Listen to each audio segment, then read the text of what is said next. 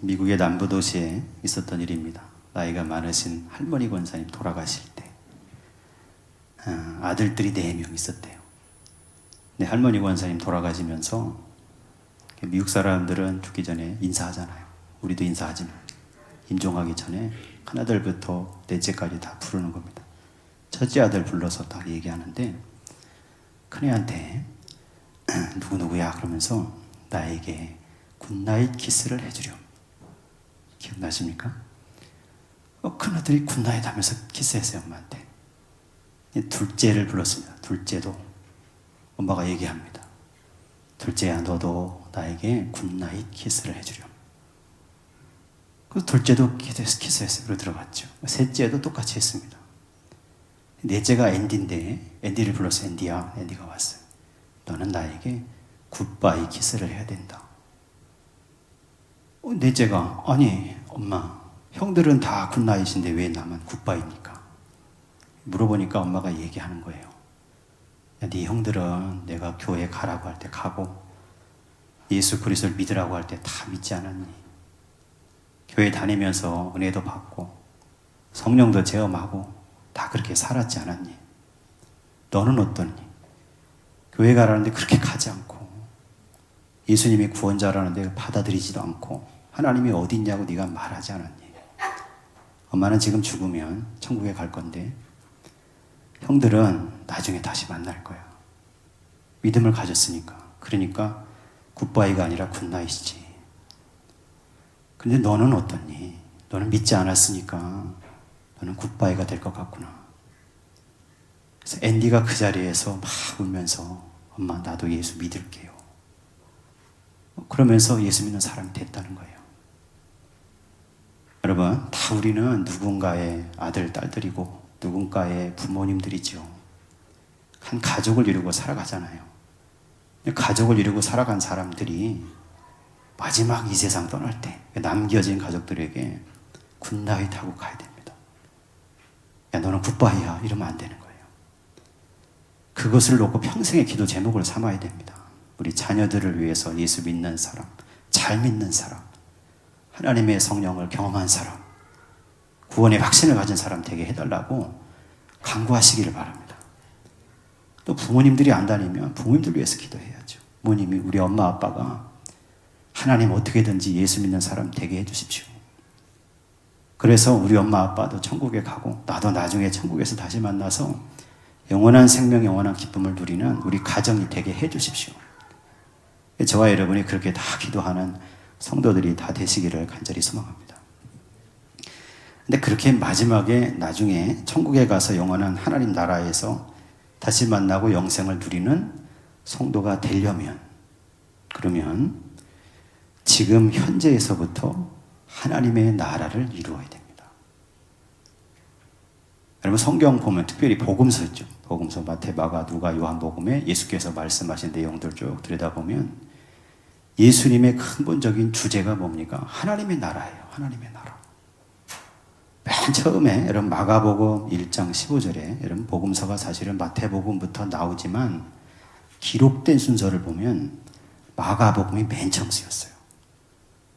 마가복음 1장 15절에 예수님께서 말씀하셨습니다. 마가복음 1장 15절 한번 올려주시고 준비 안 됐나요? 올려주시고 한번 15절 같이 한번 읽어보겠습니다. 시작. 이르시되 때가 찼고 하나님의 나라가 가까이 왔으니 회개하고 복음을 믿으라 하시더라. 아멘. 예수님이 3년 동안 공생애를 사셨다고 그러잖아요. 근데 그 공생애를 시작할 때입니다. 맨 처음 시작할 때 갈릴리에서 이제부터 내가 하나님의 아들로서 이제 구원의 복음을 전하는 그 첫 발을 떼는 순간에 때가 찼다. 말씀은 때가 찼다. 무슨 때가 찼습니까? 하나님의 때, 구원의 때가 찼다. 하나님의 나라가 가까이 왔다. 가까이 왔다는 이야기가 지금 저기서 왔는데 지금 다 지금 도착했다. 물론 그렇게 볼 수도 있지만 예수님 말씀은 하나님 나라가 지금 왔다는 거예요. 예수님 오셨으니까. 그러니까 회개해라. 그리고 복음을 믿어라. 예수를 믿으면 구원받고 하나님 나라에 들어가 영생을 누린다는 그 복음을 믿어라 하고 예수께서 이 선포를 통해서 공생애를 시작하셨다는 사실입니다. 근데 여러분 이 복음서를 쭉 다 읽어보고 사도행전까지 쭉 읽어보면 예수님의 이 복음, 하나님의 나라를 전파한 사역이 일관되게 쭉 이루어졌다는 사실을 우리가 읽을 수 있습니다. 복음서의 많은 부분에서 예수께서 하나님 나라를 비유로 말씀하시잖아요. 여러 가지 비유를 들어서 특별히 마태복음을 보면 마태복음 13장에는 7가지 비유로 이야기합니다. 마태복음 25장 전체가 다 3개의 비유로 하나님 나라를 얘기해요. 그리고 사도행전 1장으로 가면 1장 3절에 그때는 부활하신 예수님이에요. 공생애가 끝나고 십자가에 돌아가셨다 사흘 만에 부활하신 예수께서 제자들에게 나타나셔서 뭐라고 말씀하시냐면 그들에게 하나님 나라의 일을 40일 동안이나 말씀하셨어요. 맨 처음에 시작 마가복음 1장 15절에 내가 잤다. 하나님 나라 가까이 왔으니 회개하고 복음을 믿어라. 하나님 나라로 시작하셨는데 공생애를 통해서 쭉 계속해서 하나님 나라를 비유로 설명하시고 십자가에 돌아가시고 부활하신 다음에 40일 동안이나 또 하나님 나라 일을 말씀하셨다는 거예요. 그러니까 하나님 나라는 예수님의 일관된 주제입니다. 저와 여러분이 하나님 나라를 생각하고 예수님 말씀하신 하나님 나라가 어떤 거야? 나도 그 하나님 나라 들어가는 사람이 돼야지. 저와 여러분의 신앙의 삶을 신앙생활을 통해서 하나님 나라를 이루고 살아가야 그래야 그 나라에 들어가는 성도가 될 줄로 믿습니다. 우리가 하나님 나라 그러면 2가지 뜻으로 2가지 표현으로 쓰는 걸 알 수 있어요. 하나는 천국, 하나는 하나님 왕국, 하나님 나라. 복음서도 그렇게 나와 있는데 특별히 마태복음을 보면 거기는 하나님의 나라라는 표현 거의 없고 천국이라고 되어 있습니다. 천국, 우리나라 말로 번역하면 천국은 뭡니까? 하늘의 나라잖아요. 하늘의 나라. 마태복음을 보면 거기는 천국이래. 천국은. 그래서 많은 사람들이 이 천국을 어떻게 생각하냐면 죽어서 가는 나라 이렇게 생각하잖아요. 물론 죽어서 영원한 천국에 갑니다. 예수님도 그 영원한 천국에 오고 있다고 말씀하셨고 예수께서 돌아가실 때도 제자들에게 내가 영원한 처소를 예비하러 간다고 말씀하셨어요. 그러니까 영원한 천국이 있죠. 근데 마태는 천국이라는 단어를 쓴 이유가 있습니다. 하나님의 나라를 왜 하늘의 나라라고 얘기했냐면 마태복음은 누구를 위한 복음입니까? 유대인들을 향한 복음이잖아요. 유대인들은 뭘 싫어합니까? 하나님의 이름을 망령되게 부르는 것을 싫어합니다. 그들에게 복음을 써야 되니까 하나님이라는 이름을 부를 수가 없어요. 마태가. 그래서 하나님 대신에 하늘을 넣은 겁니다. 그래서 하늘의 나라, 천국이 된 거예요. 우리가 번역하니까. 근데 마가복음이나 누가복음은 누구를 향해 썼습니까? 이방인들을 향해 썼잖아요. 근데 마가복음, 누가복음 거기 보면 천국이 아니라 하나님의 나라라고 얘기합니다. 하나님 이름을 막 쓰는 거죠, 거기에. 이방인들에겐 다 얘기해도 되잖아요. 하나님의 나라. 그래서 이 복음의 말씀을 통해서 이제 천국과 하나님의 나라 2가지 표현으로 우리가 알게 되고 천국이라고 얘기하다 보니까 죽어서 가는 천국만 생각하는 성도들이 많이 있습니다. 근데 복음서는 예수님은 직접 뭘 말씀하셨냐 보니까 죽어서 가는 저 천국보다도 이 땅에서 이루어야 될 하나님의 나라를 더 많이 말씀하셨다는 거예요. 그러므로 저와 여러분의 신앙의 삶, 우리 인생의 삶을 통해서 하나님의 나라, 내가 살아서부터, 내가 눈뜨고 있는 지금 이 순간에서부터 그 하나님의 나라를 발견하고 참여하고 누리는 성도가 되어야 할 줄로 믿습니다. 나라 얘기하니까 이 바리새파 사람들이 오늘 말씀을 얘기하는데 오해했어. 이스라엘 사람들이 그 당시 예수님이 하나님의 나라 막 얘기하니까 그 나라를 오해했습니다. 뭘로 오해했냐면 이 세상의 나라를 생각한 거예요. 이 사람들이. 하나님은 유대인의 하나님 있잖아요. 그 사람들 생각에, 유대인들 생각에. 하나님의 나라 그렇게 얘기하니까 그 나라는 곧 어떤 나라입니까? 이스라엘이에요. 자기들 생각에. 근데 이스라엘이 지금 하나님의 나라가 안 됐다는 겁니다. 왜 안 됐습니까? 로마의 지배 아래 있잖아요. 그 당시에는 우리가 일본의 지배 아래에서 지나다가 광복했듯이 그 당시에 이스라엘은 다 로마 제국의 지배 아래 다 억눌려서 수탈당하면서 뺏기면서 그렇게 살았어요. 그 사람들 마음속에 뭐가 있습니까? 야, 하나님의 나라 그것은 우리나라가 이스라엘이 로마의 지배에서 다 해방돼서 그래서 이제는 로마를 지배하고 다스리는 나라가 되는 거. 이게 하나님의 나라지. 예수님 하나님 나라를 얘기하니까 그렇게 생각한 겁니다. 근데 예수님이 말씀하실 때 하나님의 나라 할 때 그 나라는 눈에 보이고 만져지고 영토가 있고 국경이 있고 무슨 영공이 있고 영예가 있는 그런 국가가 아니에요. 예수님 말씀하신 나라는 무슨 나라냐면 다스리심입니다. 다스리심. 헬라어나 히브리어 단어가 그렇게 돼요. 히브리어로는 말쿠트 이렇게 얘기하고 헬라어로는 바실레이아 이렇게 얘기하는데 그 단어들의 그 나라라는 말의 기본 뜻이 뭐냐면 통치, 다스림입니다.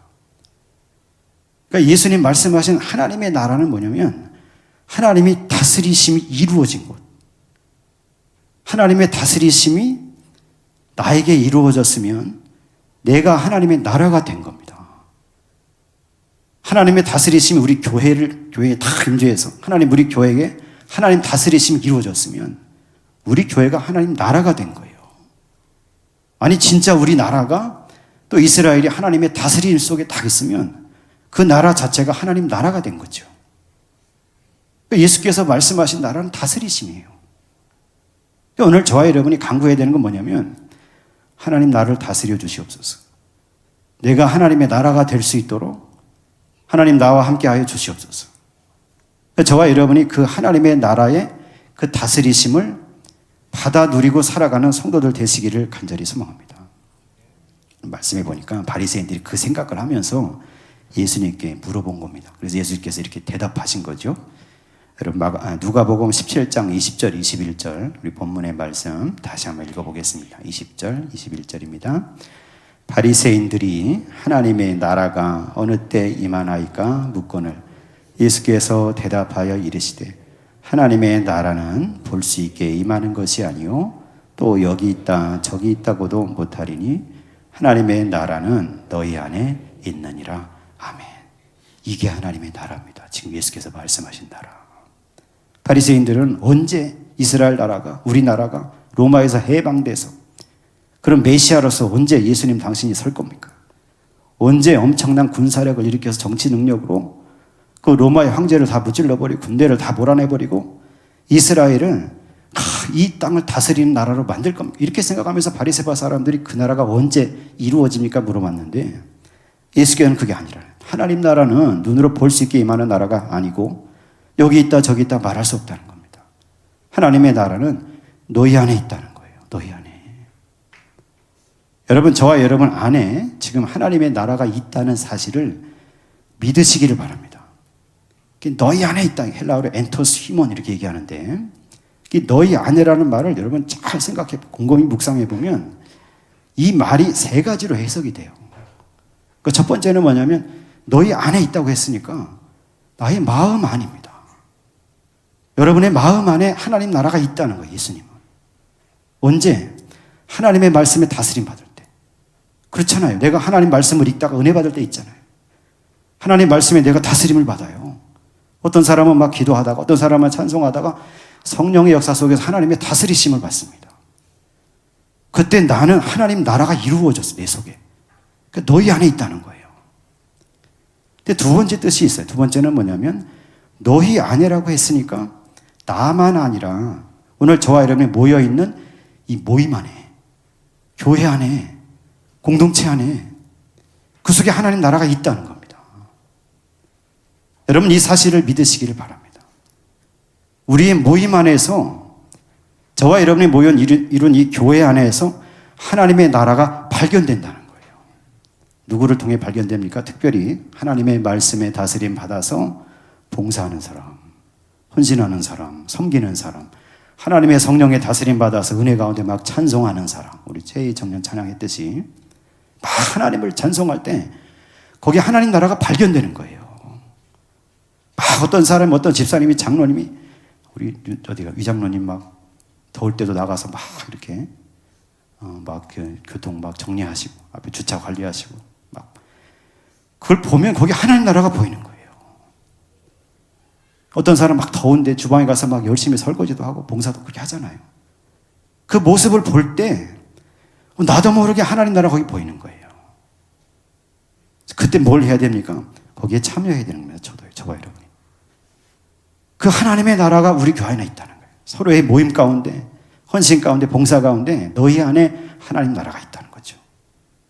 세 번째 뜻이 있어요. 이 말씀 묵상하다 보니까 세 번째는 어떤 뜻이냐면 지금 바리새파 사람들에게 둘러싸여서 예수님께서 말씀하고 계시잖아요.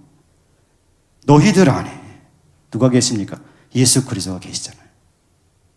그러니까 예수님 말씀은 이 세 가지 의미를 다 포함하지만 지금 바리새파 사람들 안에 둘러싸여서 질문을 듣고 얘기하고 계시는 많은 사람들이 가르치고 계시는 그 예수님 자체가 하나님 나라라는 겁니다.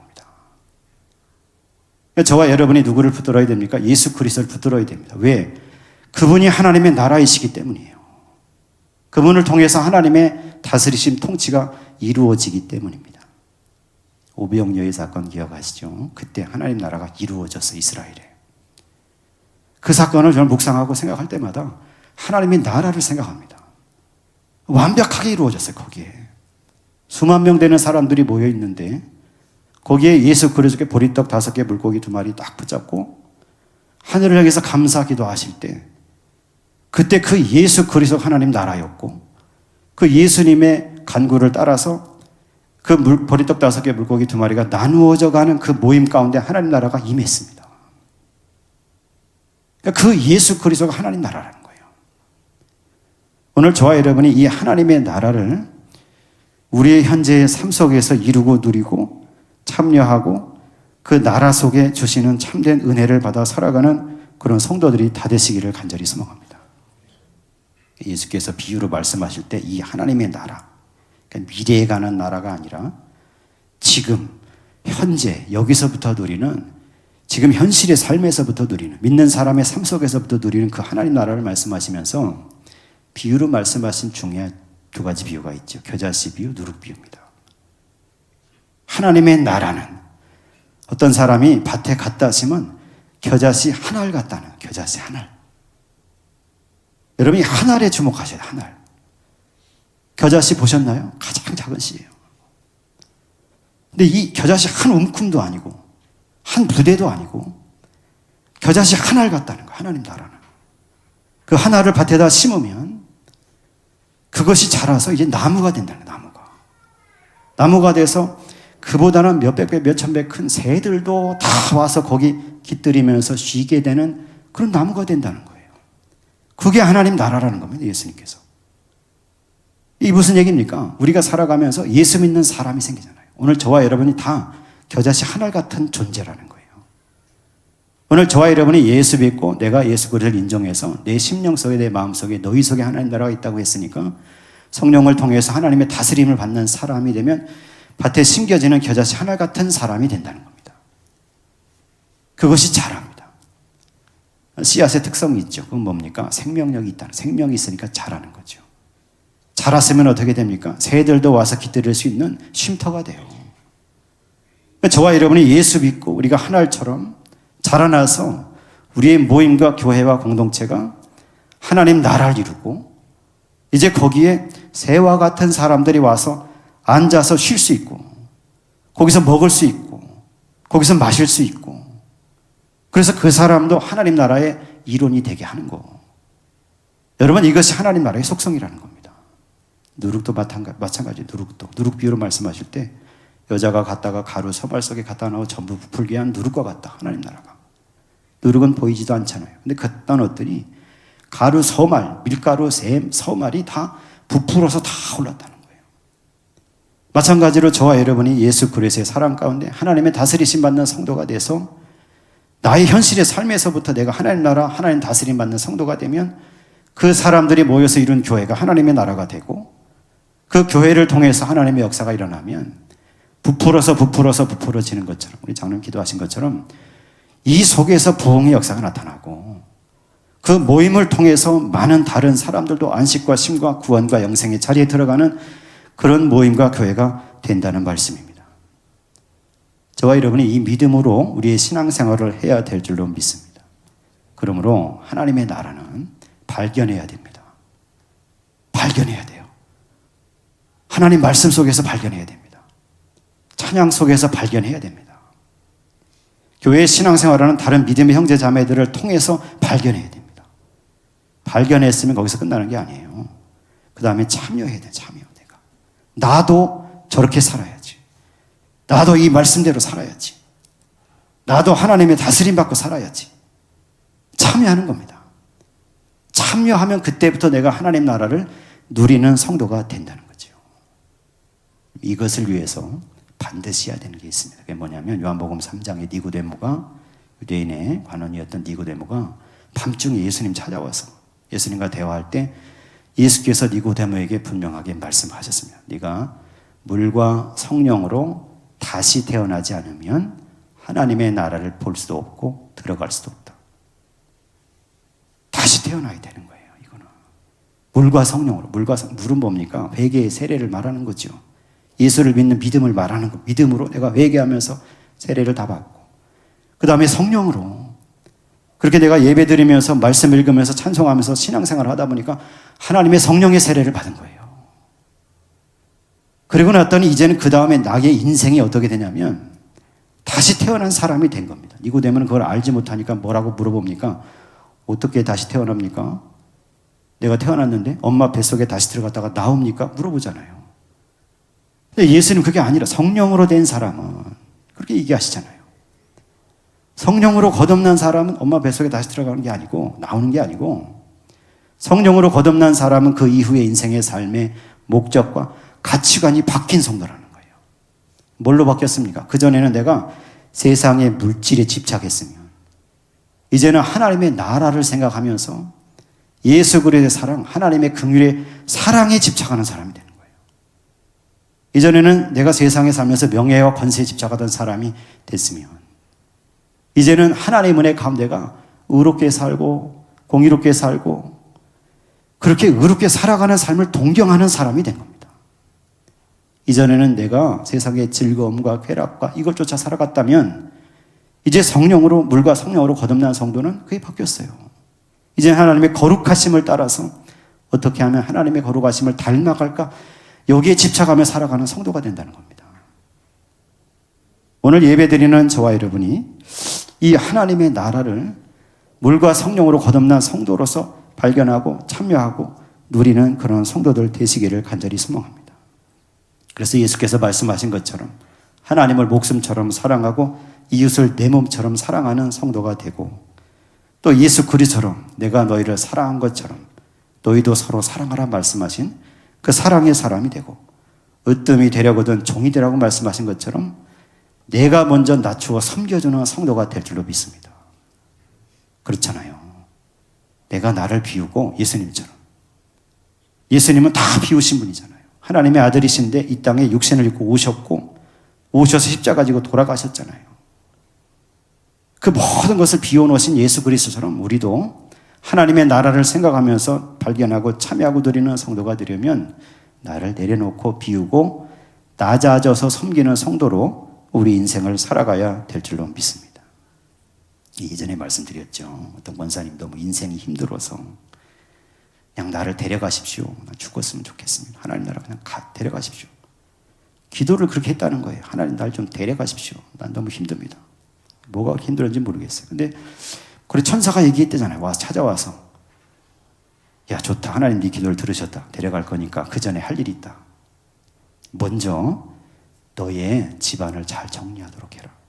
네가 죽은 뒤에 딴 사람이 살 수 있으니까 정리해라. 그래서 가서 열심히 쓸고 닦고 정리합니다. 자기 집을 깨끗하게 다 정리했어요.